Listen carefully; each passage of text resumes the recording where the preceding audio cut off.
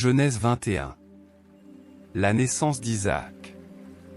Le Seigneur intervient en faveur de Sarah, en faisant pour elle ce qu'il avait dit. Elle devient enceinte, alors qu'Abraham était déjà un vieillard. Et elle mit au monde un fils à l'époque que Dieu avait annoncé. Abraham l'appelle Isaac. Ce fils que Sarah lui avait donné. Il le circoncis à l'âge de 8 jours, comme Dieu le lui avait ordonné. Abraham avait 100 ans à la naissance d'Isaac. Sarah déclare, « Dieu m'a fait rire de joie. Tous ceux qui entendront parler d'Isaac riront avec moi. » Et elle ajoute, « Qui aurait pu dire à Abraham qu'un jour Sarah allaiterait des enfants?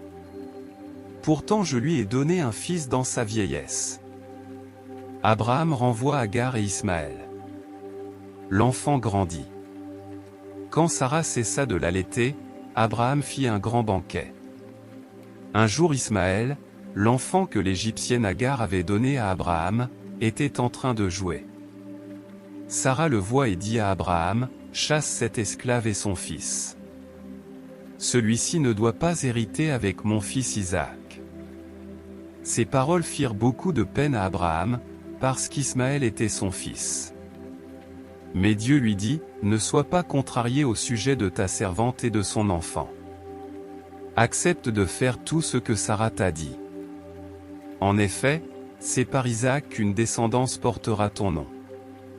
Quant au fils de ta servante, je ferai aussi naître de lui un peuple, car il est ton fils. » Tôt le lendemain matin, Abraham prend du pain et une outre remplie d'eau, les donne à Agar, lui mit l'enfant sur le dos et la renvoie. Elle ira dans le désert de Beer-Shéba. Quand il y avait plus d'eau dans l'outre, elle abandonne l'enfant sous un arbuste, puis elle s'assit à l'écart, à la distance d'un jet de flèche, car elle se disait, « Je ne veux pas voir mourir mon enfant. » Elle s'assit donc à l'écart, et elle se mit à pleurer de façon bruyante. Dieu entend la voix de l'enfant. Et des cieux, l'ange de Dieu appelle Agar. « Que as-tu, Agar ?» lui demande-t-il. « N'aie pas peur. Dieu a entendu la voix de l'enfant là-bas.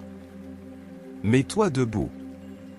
Prends ton fils et tiens-le d'une main ferme, car je ferai naître de lui un grand peuple. » Dieu ouvre les yeux d'Agar et elle aperçut un puits. Elle remplit l'outre et donne à boire à son fils. Protégé par Dieu, l'enfant grandit. Il habite dans le désert de Paran et devient un habile tireur à l'arc. Sa mère le fait épouser une Égyptienne. Abraham fait alliance avec Abimelech. À cette époque, Abimelech accompagné de Picol, le chef de son armée, dit à Abraham, « Dieu te protège en tout ce que tu entreprends. Maintenant donc, jure-moi par Dieu, ici même, que tu ne trahiras ni moi ni mes enfants ni mes descendants. Tout comme j'ai agi envers toi, agis avec bienveillance envers moi et envers ce pays où tu séjournes. » Je le jure, dit Abraham. Abraham se plaigne auprès d'Abimelech à propos d'un puits que des serviteurs d'Abimelech avaient accaparé. Abimelech lui répond, « Je ne sais pas qui a fait cela. Jusqu'à aujourd'hui toi-même ne m'en avais rien dit, et je n'en avais pas entendu parler. » Abraham prit des moutons, des chèvres et des bœufs, les donna à Abimelech, et ils conclurent tous deux une alliance.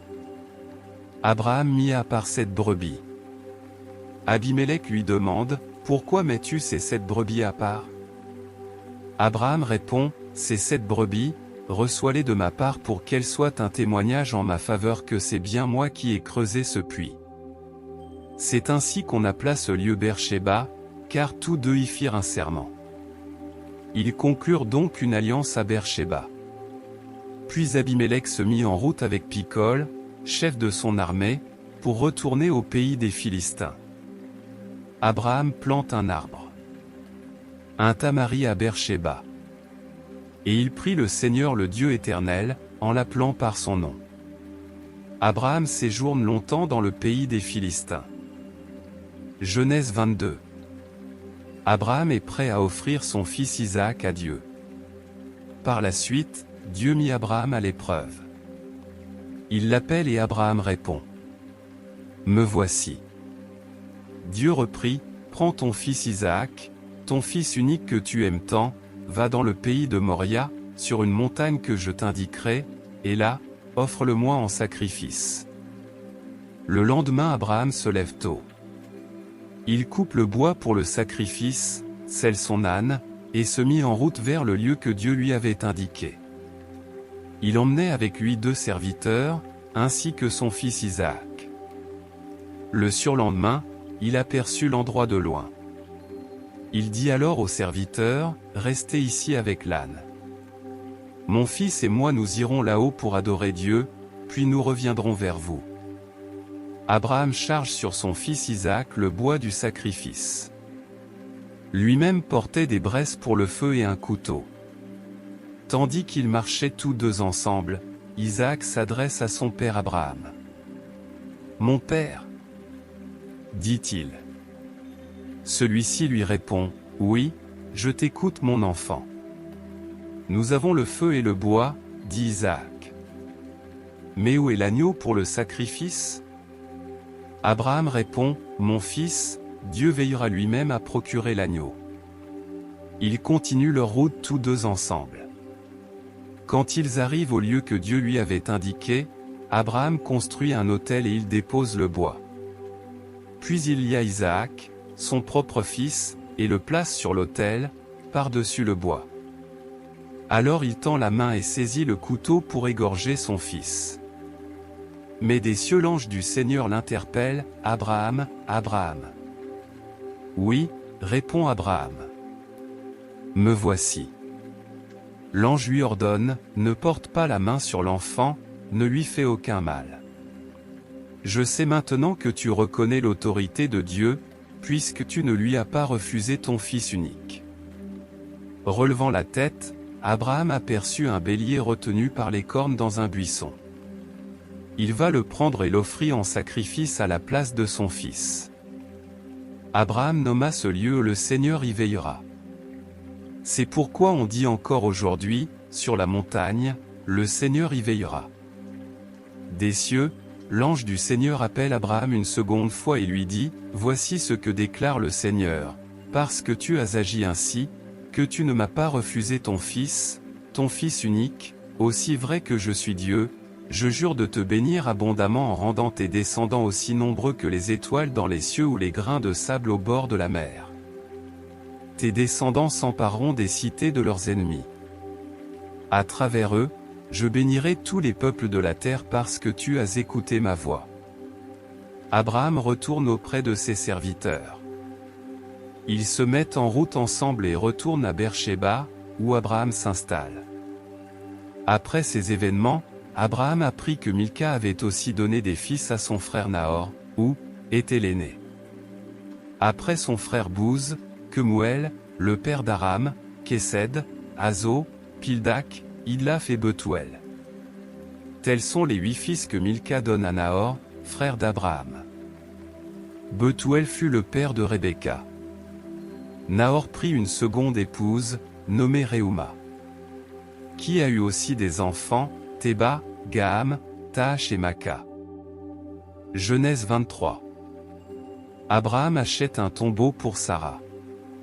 Sarah vécut 127 ans. Elle meurt à Kiryat Arba, c'est-à-dire Hébron, au pays de Canaan. Abraham prit le deuil de sa femme et la pleure. Puis il quitte le lieu où était le corps de sa femme et va parler aux descendants de Heth. Je ne suis qu'un immigré, un hôte de passage parmi vous. Accordez-moi la propriété d'un tombeau chez vous pour que j'y enterre ma femme. Les descendants de Heth lui répondent, fais-nous l'honneur de nous écouter. Dieu a fait de toi un chef parmi nous. Enterre ta femme dans le meilleur de nos tombeaux. Aucun de nous ne voudra te refuser son tombeau pour la enterrer. Abraham se lève et s'incline profondément devant les descendants de Heth, qui habitaient cette région, et leur dit, « Si vous acceptez vraiment que j'enterre ma femme ici, veuillez intervenir en ma faveur auprès d'Ephron, fils de Sohar, pour qu'il me cède la grotte de Macpéla, qui lui appartient et qui se trouve à l'extrémité de son champ. qu'il me la cède à sa vraie valeur, en votre présence, afin que ce tombeau soit ma propriété. » Éphron le Hittite se trouvait là au milieu de son peuple. Il répondit à Abraham de manière à être entendu par tous les Hittites venus siéger à la porte de la ville. « Fais-moi l'honneur de m'écouter, dit-il. Il n'est pas question de vendre le champ et la grotte qui s'y trouve. Je te les donne, en présence des membres de mon peuple, oui, je t'en fais cadeau. Tu peux y enterrer ta femme. » De nouveau Abraham s'incline profondément devant les gens de la région, puis il s'adresse à Éphron de manière à être entendu de tous. « Je t'en prie, dit-il. Écoute-moi. Je t'ai offert le prix du champ. Accepte cet argent pour que j'y enterre ma femme. » Éphron reprit. « Fais-moi l'honneur de m'écouter. Un terrain qui vaut 400 pièces d'argent, entre toi et moi, c'est sans importance. Enterre donc ta femme. » Abraham s'entend avec Éphron et lui compte la somme dont il avait parlé devant les membres de son peuple. 400 pièces d'argent ayant cours chez les marchands. Dès lors, le champ d'Éphron, situé à Macpéla, à l'est de Mamré, la grotte qui s'y trouve et tous les arbres situés à l'intérieur de ses limites devinrent la propriété d'Abraham. Tous les Hittites qui étaient venus à la porte de la ville en furent témoins. Après quoi Abraham enterre sa femme Sarah dans la grotte du champ de Macpéla, près de Mamré, c'est-à-dire Hébron, au pays de Canaan. Le champ et la grotte qui s'y trouvent cessèrent d'appartenir aux Hittites et devinrent avec leur accord la propriété d'Abraham, pour qu'il y enterre ses morts. Genèse 24. Isaac et Rebecca se marient. Abraham était devenu très vieux. Le Seigneur l'avait béni en toutes choses. Un jour, Abraham dit au plus âgé de ses serviteurs qui administraient tous ses biens, « Mets ta main sous ma cuisse et jure-moi par le Seigneur, le Dieu des cieux et de la terre, que tu ne prendras pas pour mon fils une femme de ce pays de Canaan où j'habite. Jure-moi que tu iras dans mon pays d'origine et que tu choisiras dans ma parenté une femme pour mon fils Isaac. » Le serviteur lui répondit, « La femme refusera peut-être de me suivre dans ce pays. Devrais-je alors ramener ton fils dans le pays que tu as quitté? » Non, répond Abraham. Garde-toi bien de ramener mon fils là-bas. Le Seigneur, le Dieu des cieux, m'a fait quitter la maison de mon père et mon pays d'origine. Il m'a parlé et m'a juré de donner ce pays-ci à mes descendants. Il enverra son ange devant toi pour que tu ramènes de là-bas une femme pour mon fils. Si la femme ne veut pas te suivre, tu seras dégagé du serment que tu m'auras fait, mais en aucun cas ne ramène mon fils là-bas. Le serviteur mit alors sa main sous la cuisse de son maître Abraham et lui jure d'exécuter ses ordres. Il prit 10 des chameaux de son maître et emporta tout ce que celui-ci avait de meilleur. Il se mit en route vers la ville de Nahor en Haute-Mésopotamie. Arrivé près du puits qui se trouve en dehors de cette ville, il fit agenouiller les chameaux. C'était le soir, à l'heure où les femmes venaient puiser de l'eau. Il prit ainsi, « Seigneur, Dieu de mon maître Abraham, accorde-moi de faire une heureuse rencontre aujourd'hui. Manifeste ainsi ta bonté pour mon maître Abraham. Me voici près du puits, et les filles des habitants de la ville vont venir y puiser de l'eau. Je demanderai à l'une d'elles de pencher sa cruche pour que je puisse boire. Si elle me répond « bois », et je ferai boire aussi tes chameaux, je saurai que c'est elle que tu destines à ton serviteur Isaac. De cette manière, je reconnaîtrai que tu as agi avec bonté pour mon maître. » Avant qu'il ait fini de parler arrive Rebecca, fille de Bethuel, lui-même fils de Milca et de Nahor, le frère d'Abraham. Elle portait sa cruche sur l'épaule. C'était une très belle jeune fille. Elle était en âge d'être mariée et n'avait pas encore couché avec un homme. Elle descend au puits, remplit sa cruche et remonte. Le serviteur d'Abraham court à sa rencontre et lui dit : « Laisse-moi s'il te plaît, boire un peu d'eau de ta cruche. »« Je t'en prie, répondit-elle, bois. » Vite elle fait descendre sa cruche sur son bras et lui donne à boire. Quand elle eut fini, elle reprit. Je puiserai aussi de l'eau pour les chameaux jusqu'à ce qu'ils aient tous bu. Elle vide rapidement sa cruche dans l'abreuvoir, puis elle court de nouveau chercher de l'eau. Elle en puisa pour tous les chameaux. L'homme l'observait en silence, se demandant si le Seigneur avait ou non fait réussir son voyage. Lorsque les chameaux eurent fini de boire, l'homme donne à la jeune fille un anneau d'or pesant environ 6 grammes ainsi que 2 bracelets d'or pesant chacun plus de 100 grammes. Il lui demande: « De qui es-tu la fille? Dis-le-moi s'il te plaît. Y a-t-il assez de place dans la maison de ton père pour nous loger cette nuit ?» Elle lui répond: « Je suis la fille de Bethuel et la petite fille de Milca et de Nahor. Il y a chez nous, ajouta-t-elle, de la paille et du fourrage en quantité, ainsi que de la place pour vous loger. » L'homme remercia le Seigneur en s'inclinant jusqu'à terre, il dit: « Béni soit le Seigneur, le Dieu de mon maître Abraham, qui a manifesté une si réelle bonté envers mon maître. Durant ce voyage, le Seigneur m'a conduit chez des parents de mon maître. » La jeune fille court pour annoncer cette nouvelle chez sa mère. Or Rebecca avait un frère nommé Laban. Laban sort en hâte pour rejoindre l'homme près du puits. Il avait aperçu l'anneau et les bracelets au poignet de sa sœur et il l'avait entendu raconter ce que l'homme lui avait dit. Il trouve celui-ci avec ses chameaux près du puits. « Viens chez nous. » lui dit-il, « toi que le Seigneur a béni. Pourquoi restes-tu dehors ? J'ai moi-même préparé la maison et aménagé une place pour tes chameaux. » Le serviteur d'Abraham va donc chez Laban. On déchargera les chameaux et on leur donnera de la paille et du fourrage.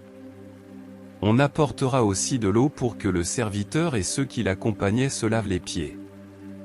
On lui présentera de la nourriture, mais il déclare: « Je ne mangerai pas avant d'avoir dit ce que j'ai à dire. » « Eh bien parle, lui dit Laban. »« Je suis un serviteur d'Abraham, dit-il. Le Seigneur a comblé mon maître de bénédictions, il est devenu très riche, car le Seigneur lui a accordé des moutons, des chèvres et des bœufs, de l'argent et de l'or, des serviteurs et des servantes, des chameaux et des ânes. Sa femme Sarah, malgré son âge, lui a donné un fils à qui il a transmis tout ce qui lui appartenait. Mon maître m'a fait jurer de ne pas prendre pour son fils une femme du pays de Canaan où il habite. Il m'a dit: jure-moi d'aller dans la famille de mon père, dans mon clan, afin d'y prendre une femme pour mon fils. Alors je lui ai demandé: et si la femme refuse de me suivre? Il m'a répondu: le Seigneur, devant qui j'ai toujours vécu, enverra son ange avec toi. Il fera réussir ton entreprise et tu ramèneras pour mon fils une femme de mon clan, de la famille de mon père. Du moment que tu seras allé dans mon clan, même si tu n'obtiens rien, tu seras dégagé de ton serment. En arrivant aujourd'hui près du puits, j'ai fait cette prière: Seigneur, Dieu de mon maître Abraham, veuille faire réussir le voyage que j'ai entrepris. Maintenant que je suis près de ce puits, je demanderai à une jeune fille qui viendra y puiser de me faire boire un peu d'eau de sa cruche. Si elle me répond: bois, je t'en prie, et je puiserai aussi pour tes chameaux, je saurai quelle est la femme que tu destines au fils de mon maître. Avant que j'aie fini de parler en moi-même, Rebecca est arrivée, la cruche sur l'épaule, elle est descendue au puits et elle a puisé de l'eau. Je lui ai demandé: donne-moi à boire s'il te plaît. Elle a rapidement descendu sa cruche de son épaule et m'a dit: bois, après quoi je ferai boire aussi tes chameaux. J'ai bu et elle a fait boire les chameaux. Quand je lui ai demandé de qui elle était la fille, elle m'a répondu: je suis la fille de Bethuel et la petite fille de Nahor et de Milca. J'ai alors mis l'anneau à son nez et les bracelets à ses poignets. Je me suis incliné profondément pour adorer le Seigneur, le Dieu de mon maître Abraham. Je l'ai béni de m'avoir conduit avec fidélité chez la petite-nièce de mon maître pour la prendre comme épouse pour son fils. Maintenant, dites-moi si vous êtes disposés à agir avec bonté et fidélité envers mon maître. sinon je m'en irai ailleurs. » Laban et Bethuel répond, « C'est le Seigneur qui a dirigé ces événements. Nous n'avons rien à en dire, ni en mal ni en bien. Rebecca est là, devant toi. Emmène-la avec toi. Qu'elle devienne la femme du fils de ton maître, comme le Seigneur l'a dit. » Quand le serviteur d'Abraham entend ces paroles, il remercia le Seigneur en s'inclinant jusqu'à terre. Ensuite il sort de ses bagages des bijoux d'argent et d'or et des vêtements qu'il donne à Rebecca. Il offre aussi de riches présents aux frères et à la mère de la jeune fille. Le serviteur d'Abraham et ceux qui l'accompagnent, mangeront et boivront. Puis ils iront se coucher. Le lendemain matin, quand ils furent levés, le serviteur d'Abraham dit aux frères et à la mère de Rebecca, « Laissez-moi retourner chez mon maître. Que la jeune fille reste encore quelque temps avec nous, une dizaine de jours. » Répondirent-ils, « Ensuite elle partira. » Le serviteur reprit, « Ne me retenez pas, maintenant que le Seigneur a fait réussir mon voyage. Laissez-moi m'en aller chez mon maître. Appelons la jeune fille, lui dirent-ils, et demandons-lui son avis. » Ils appellent donc Rebecca et l'interrogent. « Veux-tu partir avec cet homme? » « Oui, répondit-elle, j'irai. » Ils laissent alors leur sœur Rebecca et sa nourrice partir avec le serviteur d'Abraham et ses hommes. Ils donnent à Rebecca leur bénédiction en ces termes. « Deviens, toi notre sœur, ancêtre de millions d'êtres humains. Et que tes descendants s'emparent des cités de ceux qui te haïssent. » Rebecca et ses servantes se lèvent et montent sur les chameaux pour suivre le serviteur et ils partent ensemble.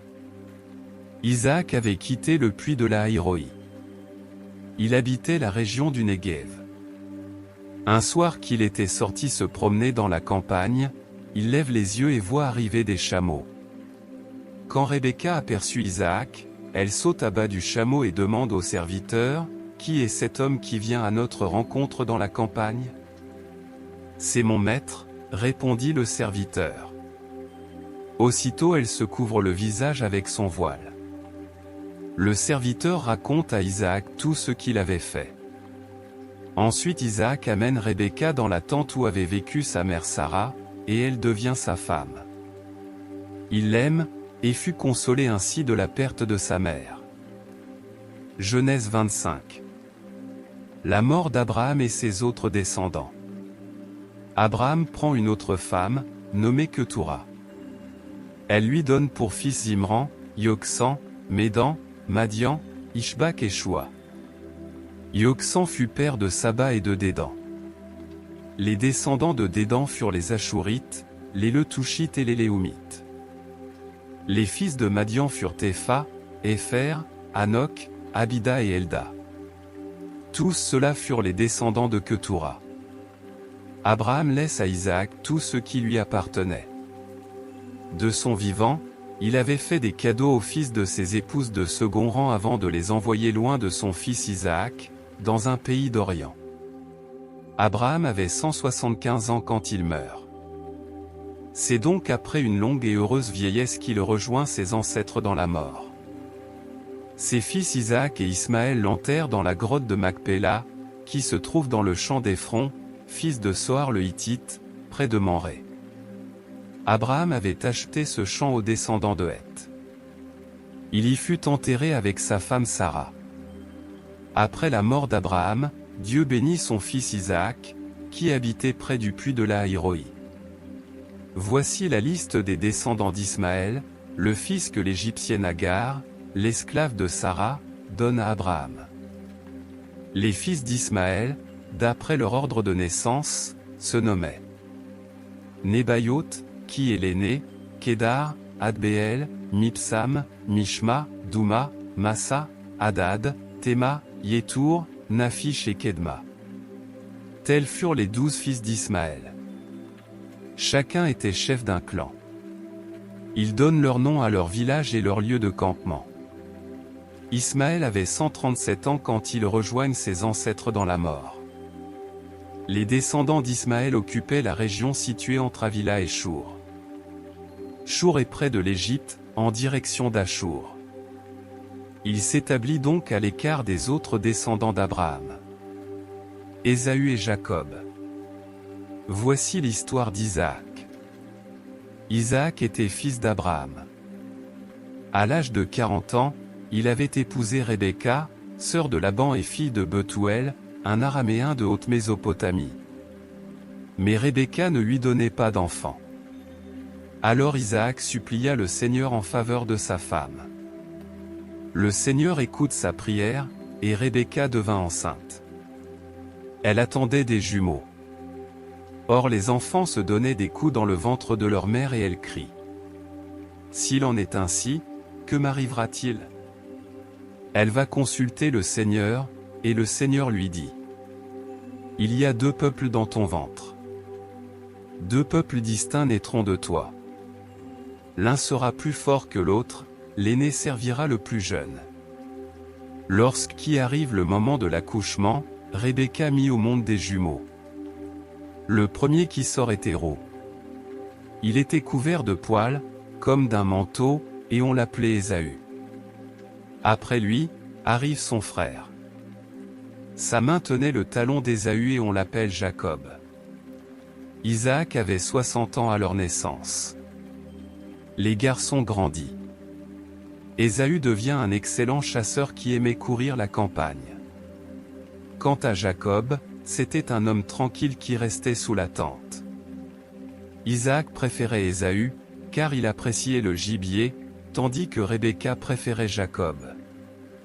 Un jour que Jacob préparait un potage, Ésaü revint de la chasse, très fatigué, et lui dit, « Je n'en peux plus. Laisse-moi vite avaler de ce potage roux. » C'est pourquoi on l'a surnommé Édom, c'est-à-dire le roux. Jacob répond, « Vends-moi d'abord tes droits de fils aîné. » Ésaü déclare, « Je vais mourir de faim. À quoi me serviront mes droits de fils aîné ?» Jacob reprit, « Jure d'abord. » Alors Ésaü jure, et il lui vend ses droits de fils aîné. Et Jacob lui donne du pain et du potage aux lentilles. Ésaü mange, boit, puis il s'en va. Il n'accorde aucune importance à ses droits de fils aîné. Genèse 26. Isaac, Rebecca et Abimélec. Encore une fois, il y a une famine dans le pays. Il ne s'agit pas de celle qui eut lieu du temps d'Abraham. Isaac part pour Guérar chez Abimélec, roi des Philistins. Le Seigneur apparut à Isaac et lui dit, « Ne descends pas en Égypte, mais installe-toi dans le pays que je t'indiquerai. Je serai avec toi et je te bénirai, car c'est à toi et à tes descendants que je donne tous ces territoires. J'accomplirai ainsi la promesse que j'ai faite à ton père Abraham. Je rendrai tes descendants aussi nombreux que les étoiles dans les cieux, et je leur donnerai tous ces territoires. À travers eux seront bénis tous les peuples de la terre, parce qu'Abraham a écouté ma voix, observé mes règles, mes commandements, mes décrets et mes enseignements. » Isaac s'établit à Guérar. Les gens de l'endroit l'interrogent sur sa femme. Il répond qu'elle était sa sœur. Il n'osait pas dire que Rebecca était sa femme, car il craignait d'être tué par ces gens à cause d'elle, tellement elle était belle. Isaac était là depuis longtemps. Un jour qu'Abimélec, roi des Philistins, regardait par la fenêtre, il voit Isaac qui plaisantait tendrement avec sa femme Rebecca. Il le convoque, et lui dit, « Elle est certainement ta femme. Pourquoi as-tu prétendu que c'était ta sœur? Je l'ai dit de peur qu'on me tue à cause d'elle. » Abimélec reprit, « Que nous as-tu fait? Un peu plus, quelqu'un de mon peuple aurait pris ta femme, et tu nous aurais ainsi rendus coupables. » Abimélec ordonne à tout le peuple, « Celui qui osera toucher à cet homme ou à sa femme sera mis à mort. » Cette année-là, Isaac fit des semailles dans le pays et il récolte 100 fois ce qu'il avait semé, car le Seigneur le bénissait. Il devient un homme riche, il s'enrichissait de plus en plus, jusqu'à devenir vraiment riche. Il possédait des troupeaux de moutons, de chèvres et de bœufs, et un grand nombre de serviteurs. Isaac fait alliance avec Abimélec. Les Philistins furent jaloux d'Isaac. Ils comblèrent avec de la terre tous les puits que les serviteurs de son père Abraham avaient creusés quand il était vivant.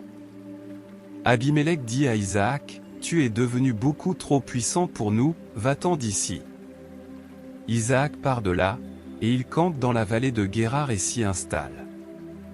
Il fit déboucher les puits qu'on avait creusés quand son père Abraham était encore vivant, et que les Philistins avaient comblés après sa mort.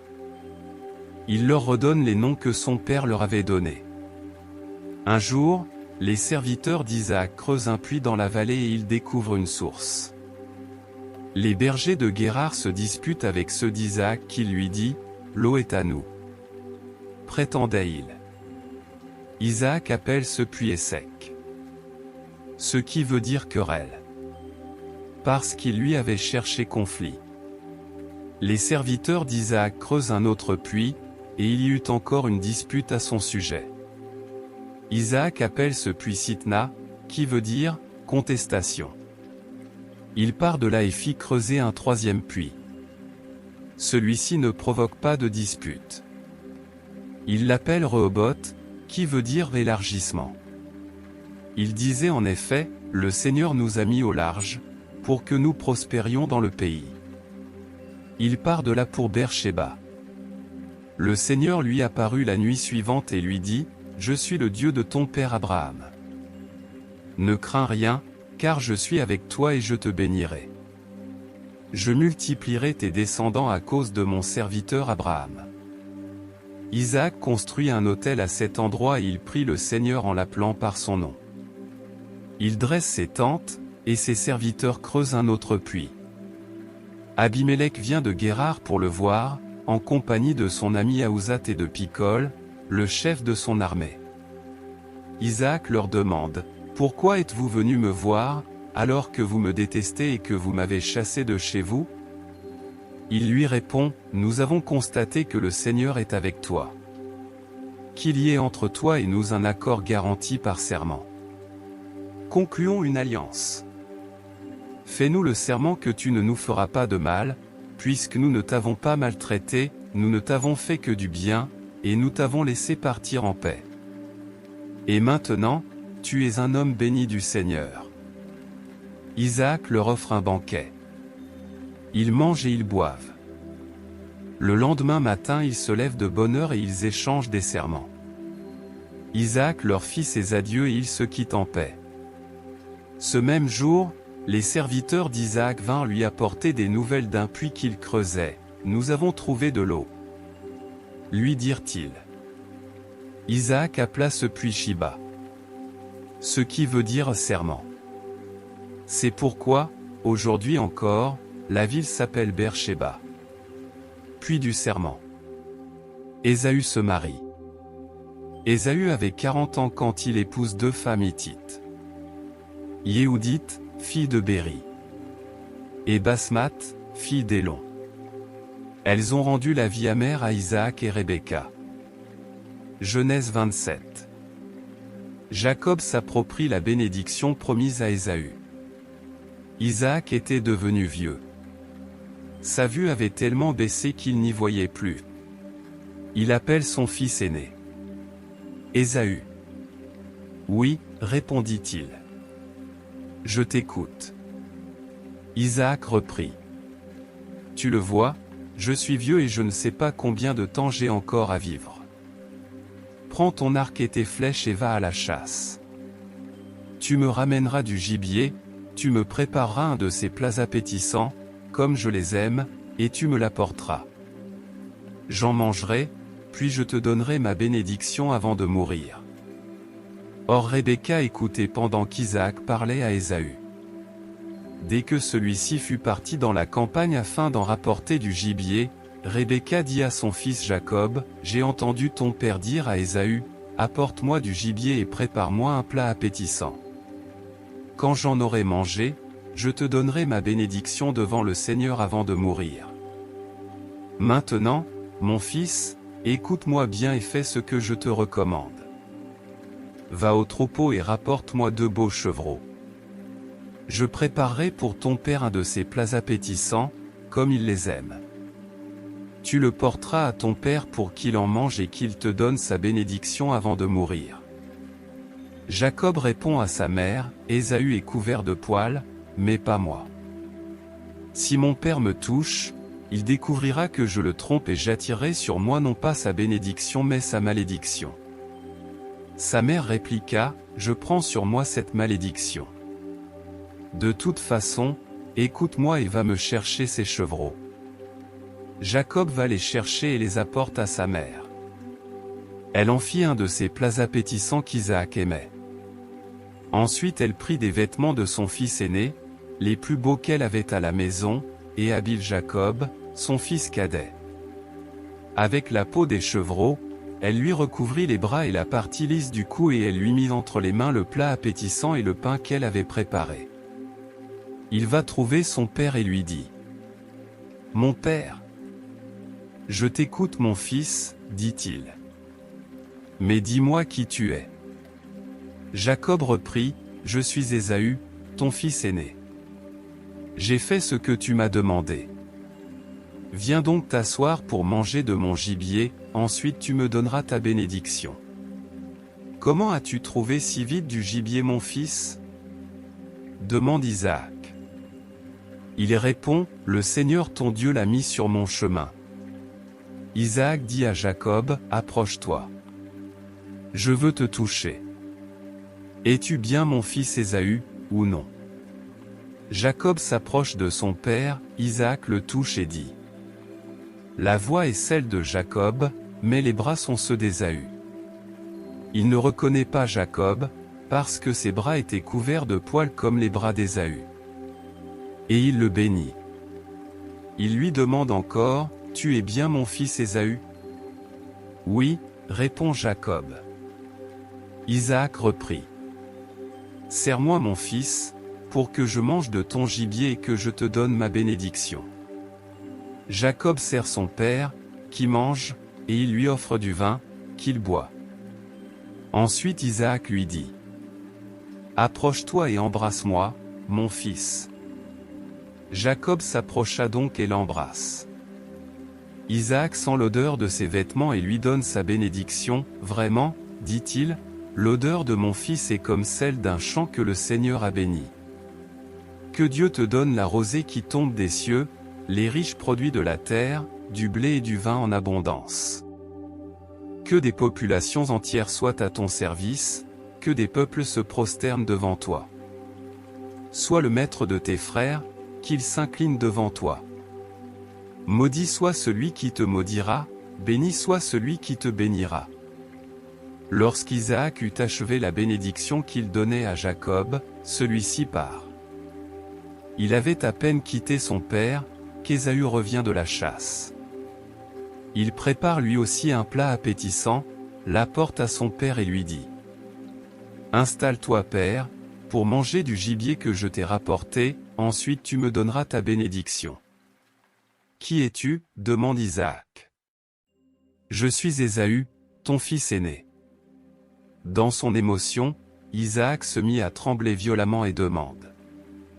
Mais alors, qui est celui qui a chassé du gibier, me l'a apporté et m'a fait manger de tout avant ton arrivée ? C'est à lui que j'ai donné ma bénédiction. Et elle lui restera acquise.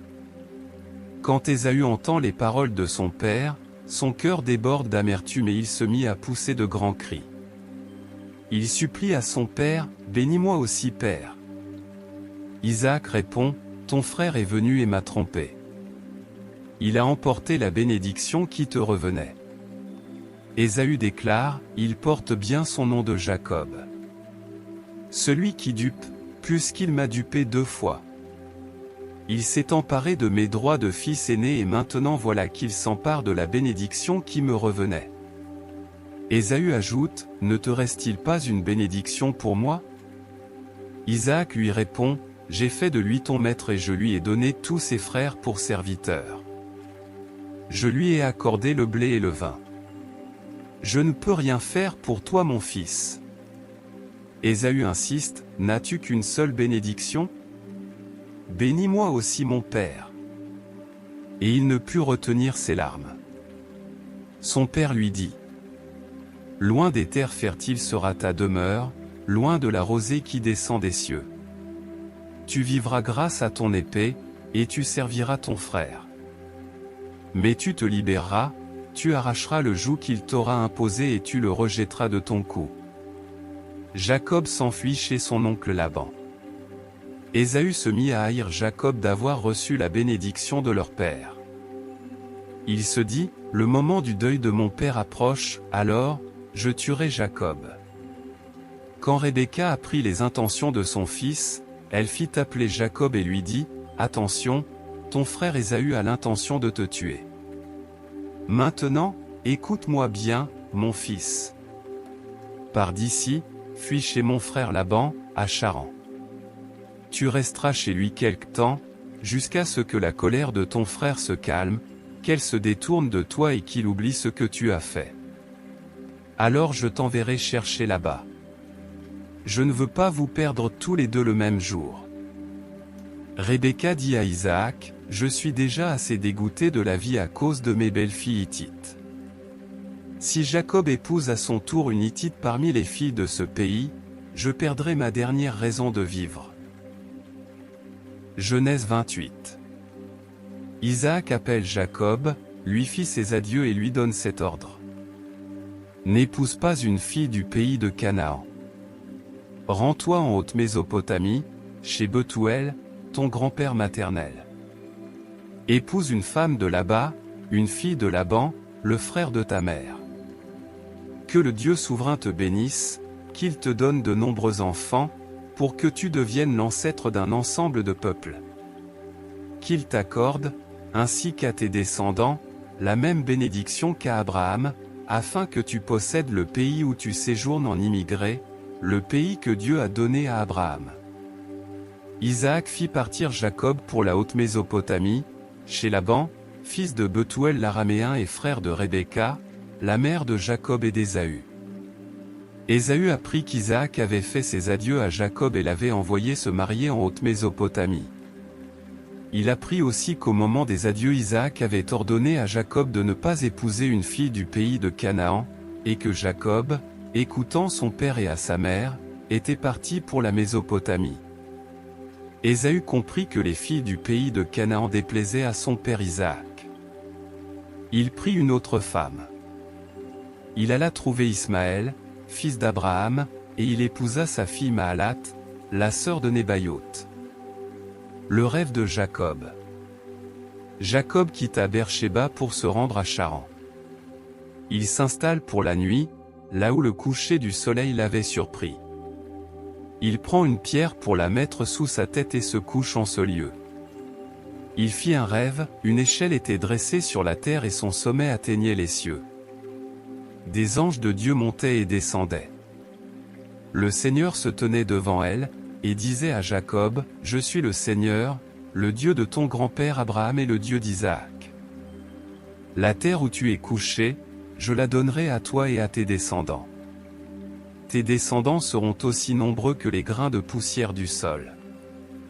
Vous étendrez votre territoire vers l'ouest et vers l'est, vers le nord et vers le sud. À travers toi et tous tes descendants, toutes les familles de la terre seront bénies. Je suis avec toi, je te protégerai partout où tu iras et je te ramènerai dans ce pays.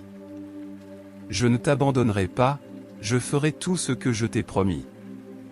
Jacob se réveille et dit: Vraiment le Seigneur est dans ce lieu-ci, mais je ne le savais pas. Il a eu peur et déclare: Ce lieu est redoutable.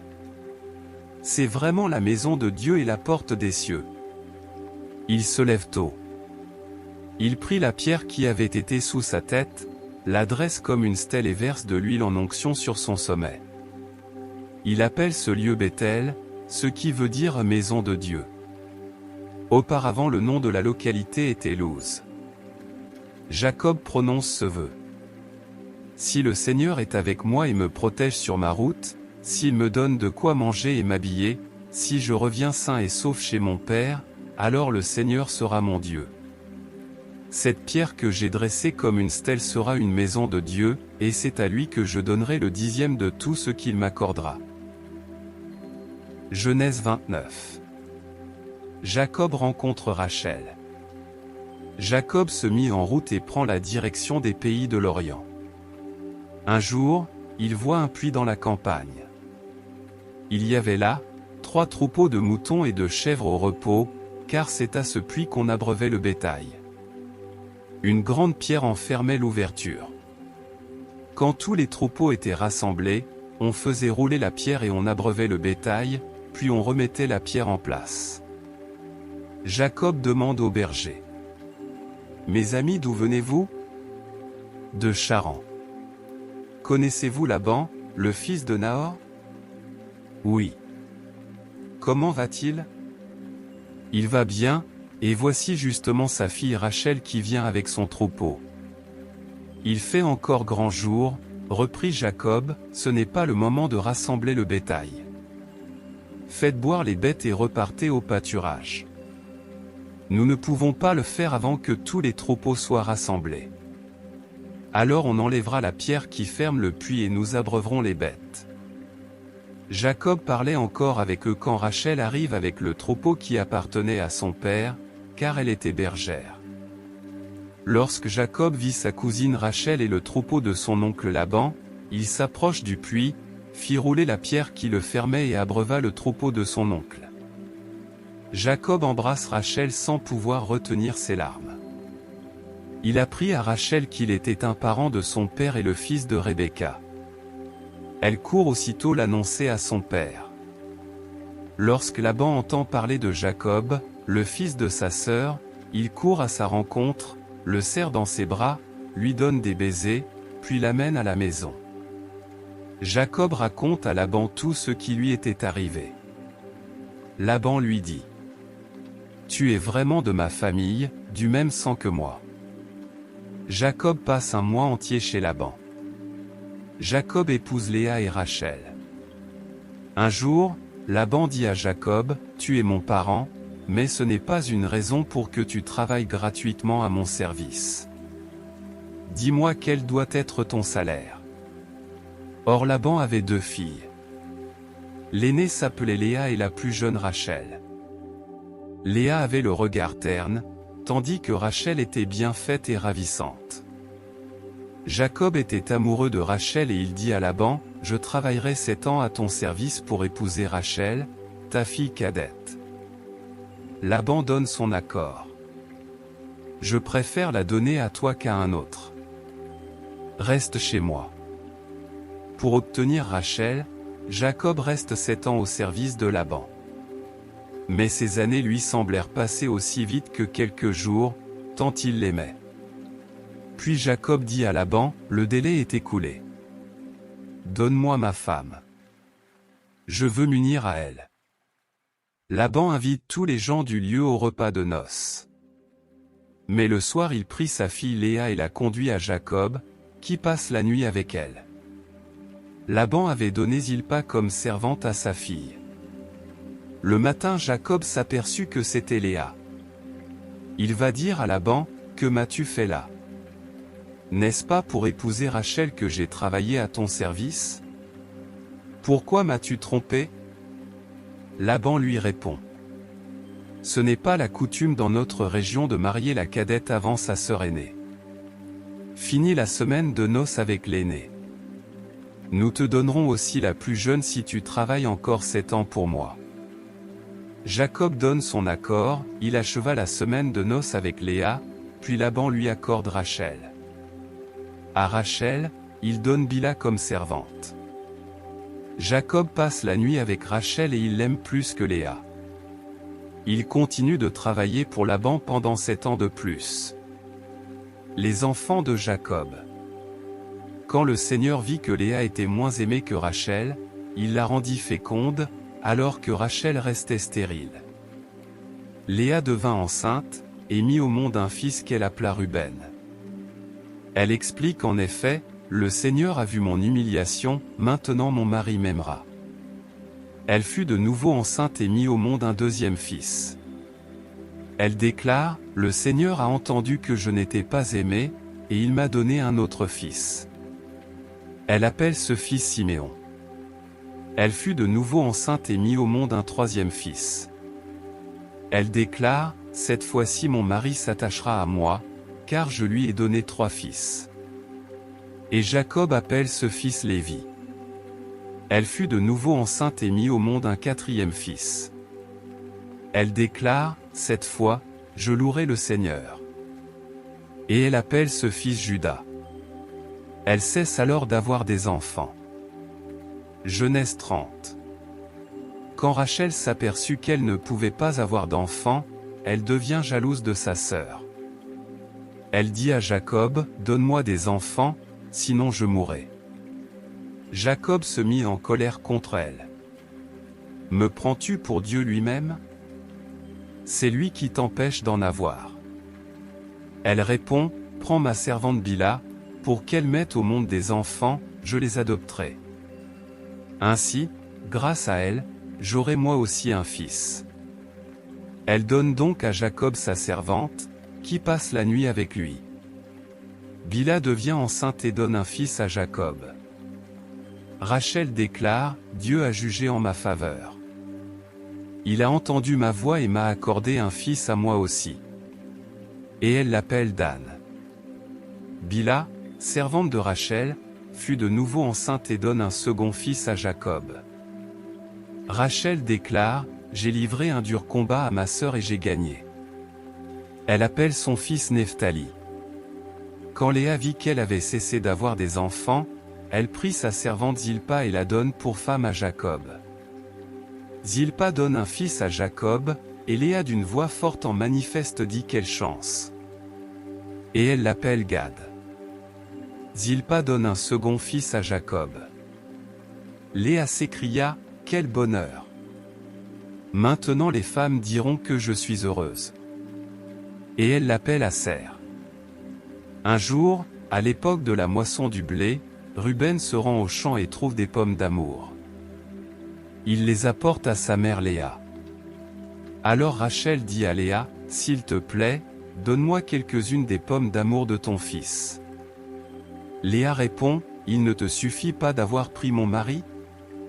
Tu veux encore prendre les pommes d'amour de mon fils. » Rachel reprit, « Eh bien, Jacob passera la nuit prochaine avec toi en échange des pommes d'amour de ton fils. » Le soir, quand Jacob revient des champs, Léa sort à sa rencontre et lui déclare, « Tu dois passer la nuit avec moi, j'ai payé le droit de t'avoir contre les pommes d'amour de mon fils. » Jacob passe donc avec elle la nuit. Dieu écoute favorablement la prière de Léa. Elle devient enceinte et donne un cinquième fils à Jacob. Elle proclame, « Dieu m'a payé un salaire pour avoir donné ma servante à mon mari. » Et elle appelle son fils Issachar. Léa fut de nouveau enceinte et donne un sixième fils à Jacob. Elle proclame, « Dieu m'a fait un beau cadeau. Cette fois mon mari m'honorera, puisque je lui ai donné 6 fils. » Et elle appelle son fils Zabulon. Par la suite elle mit au monde une fille, qu'elle appelle Dina. Alors Dieu pense à Rachel. Il l'exauça et la rendit féconde. Elle devint enceinte et mit au monde un fils. Elle déclare, « Dieu m'a délivré de ma honte. » Elle appelle son fils Joseph, en exprimant ce souhait, « Que le Seigneur m'ajoute encore un fils. » Jacob s'enrichit. Après la naissance de Joseph, Jacob dit à Laban, « Laisse-moi retourner chez moi, dans mon pays. Permets-moi d'emmener mes femmes et mes enfants, c'est pour elles que j'ai travaillé à ton service, et tu sais bien tout le travail que j'ai fait chez toi. » Laban lui répond, « Écoute-moi s'il te plaît.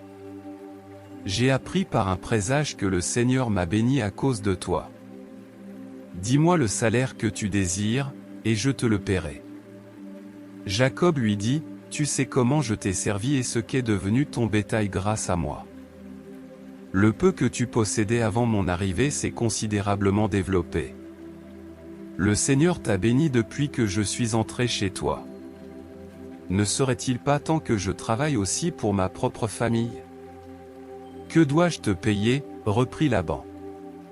Jacob répond, Tu n'auras rien à me payer. Si tu m'accordes ce que je vais te proposer, Je suis prêt à soigner et à garder ton bétail comme avant. Je vais passer en revue aujourd'hui tout ton troupeau et je mettrai à part tout mouton qui a des taches de couleur, petite ou grande, tout mouton à la laine foncée et toute chèvre qui a des taches, petite ou grande, ce sera mon salaire.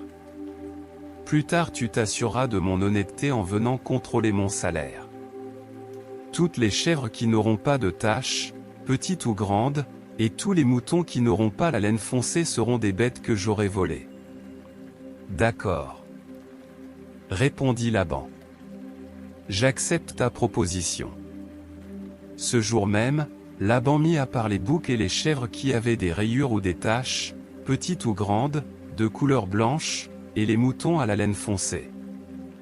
Il confie ce troupeau à ses fils et mit un intervalle de 3 jours de marche entre lui et Jacob. Quant à Jacob, il s'occupe du reste du troupeau de Laban. Jacob se procure des tiges fraîches de peuplier, d'amandier et de platane. Il y enlève de petites bandes d'écorce pour y faire apparaître des rayures blanches. Il dispose les tiges rayées dans les abreuvoirs, sous les yeux des bêtes, car elles s'accouplent volontiers quand elles viennent boire. Les bêtes s'accouplèrent donc devant les tiges, si bien que les chèvres donnèrent naissance à des chevreaux qui avaient des rayures et de petites ou de grandes taches. Quant aux moutons, Jacob les sépare des chèvres, il leur fit regarder les bêtes du troupeau de Laban qui avaient des rayures ou la laine foncée. Il se constitua ainsi des troupeaux personnels et ne mélange pas ces bêtes avec celles de Laban. Chaque fois que des bêtes robustes s'accouplaient, Jacob plaçait les tiges sous leurs yeux dans les abreuvoirs, pour qu'elles s'accouplent devant ces tiges. Mais quand les bêtes étaient maladives, il ne mettait pas de tiges, ainsi les bêtes maladives étaient pour Laban et les robustes pour Jacob. Jacob s'enfuit de chez Laban.